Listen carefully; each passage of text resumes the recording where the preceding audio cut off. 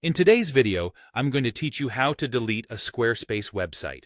If you've ever found yourself needing to remove a website from Squarespace, perhaps because it was a test site or a project that's no longer needed, I'll guide you through the process step by step. Don't worry, it's straightforward and doesn't take long. First, let's navigate to Squarespace. This means opening your web browser and visiting squarespace.com. Once the website loads, you'll need to sign in if you're not already logged in. Look for the Login button, which is typically in the top corner of the page. Enter your credentials carefully and hit Enter.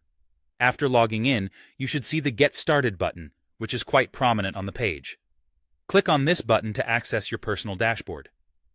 Your Squarespace dashboard is where all your website management tasks begin, and it serves as the central hub for your sites. Here, you can see a list of all the Squarespace websites associated with your account. Take a moment to identify the site you wish to delete. Ensure you're selecting the correct website, as this process will eventually remove it entirely from your account. Hover over the website thumbnail, and you should see options to manage your site. Next, look for the ellipsis icon, which appears as 3 dots, often situated in the top right corner of the site thumbnail or site card. Clicking on this ellipsis reveals a drop-down menu with several options. In this menu, you'll find the Delete option. Click on Delete to proceed.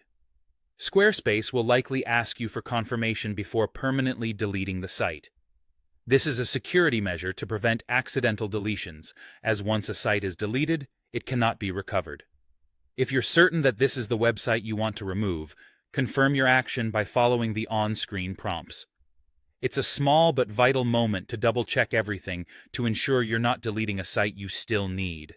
Deleting a site from Squarespace is a permanent action, so make sure you've backed up any necessary content or information before this step, as it cannot be undone.